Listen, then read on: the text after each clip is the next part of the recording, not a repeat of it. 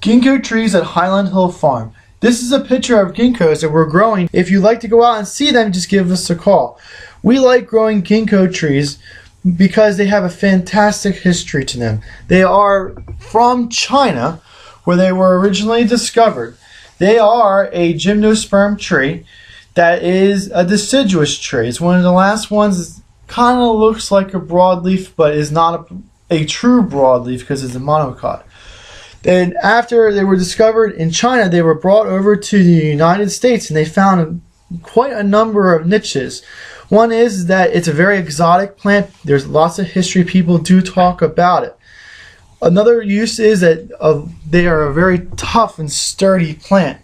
They can take street trees and areas where there's lots of people walking through it. They can take a lot of abuse and still keep on growing very nicely.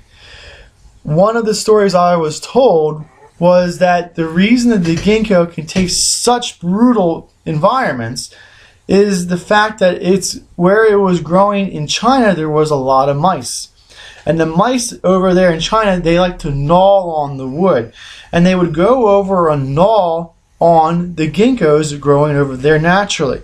And over many generations of them not constantly getting gnawed at, the tree has been able to grow through major injuries such as girdling of marks. At my school, there was a great big ginkgo tree. My school that I went to was Delaware Valley College. A deranged student got mad at this big ginkgo tree, and one night took a big chainsaw and went around and girdled the entire tree. Well, if you girdle most of the trees in our area, like maples or oaks or cherries, birches, you pretty much killed the tree. So this great big tree, ginkgo tree, which just got girdled with a chainsaw, and the school flipped out. They're like, this massive, great big ginkgo tree must be saved. We're going to have to do something to save it. So the professors at school decided, oh, we can save it by making a bridge graft on it. A bridge graft is you take bark from one tree and you relocate it onto another tree. And they did a whole bunch of bridge grafting trying to save the tree. And to their dismay, all the bridge grafting that they all tried all failed. And they thought the tree was going to be lost. Lo and behold, the tree that they didn't suspect, the tree started to grow new callus wood over where the injury was. And by itself, it fused and grafted itself back together. And all the staff and faculty were all so happy because the tree survived the chainsaw massacre and didn't get killed by the chainsaw. So it's a very resilient tree. Many places that you find ginkgo trees, and you should find ginkgo trees, is in street plantings. Because if a car goes over and bumps it, or a kid goes over and climbs it, it's not going to get hurt. And it can take the pollution of the cities very, very well.